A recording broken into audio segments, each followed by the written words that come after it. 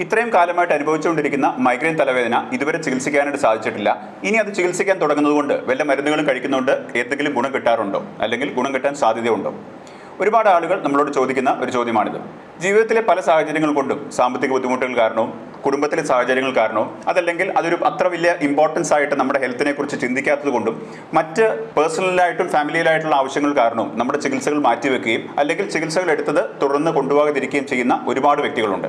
ഇത്തരത്തിൽ മൈഗ്രെയിൻ ചികിത്സകൾ എടുക്കാതെ ഹോം റെമഡീസ് മാത്രം എടുത്ത് ചിലപ്പോൾ ആവി പിടിച്ച് നോക്കി, ഐസ് വെച്ച് നോക്കി, ഇത്തരത്തിലുള്ള കാര്യങ്ങളെല്ലാം ചെയ്ത് മൈഗ്രെയിനെ പിടിച്ചു കെട്ടാനായിട്ട് ശ്രമിക്കുന്ന ഒരുപാട് വ്യക്തികൾ ചികിത്സ എടുക്കാതെ ഇരിക്കുന്നുണ്ട്.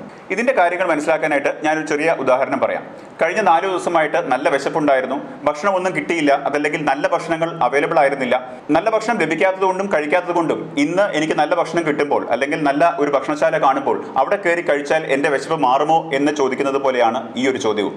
ഇത്രയും കാലം നിങ്ങൾ വിശന്നിരുന്നു എന്ന് പറഞ്ഞിട്ട്, ഇത്രയും കാലം ഭക്ഷണം ലഭിച്ചില്ല എന്ന് പറഞ്ഞിട്ട് ഇനി ഭക്ഷണം ലഭിക്കുമ്പോൾ നിങ്ങൾ കഴിക്കാതിരിക്കുകയാണോ ചെയ്യുക? തീർച്ചയായിട്ടുമല്ല. ഇതുപോലെ തന്നെയാണ് കൃത്യമായിട്ട് ചികിത്സ എടുക്കുകയും രോഗനിർണയം നടത്തുകയും ചെയ്താൽ മൈഗ്രെയിൻ അല്ല എന്ത് അസുഖത്തിനും നമ്മൾക്ക് മാറ്റങ്ങൾ കൊണ്ടുവരാൻ പറ്റുന്നതാണ് എന്ന് മനസ്സിലാക്കുക.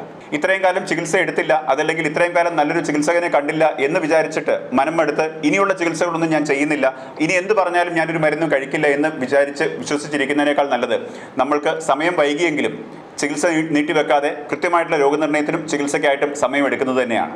ഇത്തരത്തിൽ നിങ്ങളോ നിങ്ങളുടെ സുഹൃത്തോ ഒരു കുടുംബാംഗമോ ഒരു തലവേദനയെ നിസ്സാരമായിട്ട് കണക്കാക്കുകയും കേവലം ഹോം റെമഡീസ് കൊണ്ടും ലേപനങ്ങൾ കൊണ്ടും തലവേദന വരുന്ന സമയത്ത് പെയിൻ കില്ലറുകൾ കഴിച്ചുകൊണ്ടിരിക്കുന്നുണ്ടെങ്കിൽ ആ വ്യക്തിയെ താഴെ കമൻറ്റിൽ മെൻഷൻ ചെയ്യുകയും അവർക്കായിട്ട് ഈ വീഡിയോ ഷെയർ ചെയ്യുകയും ചെയ്യുമല്ലോ.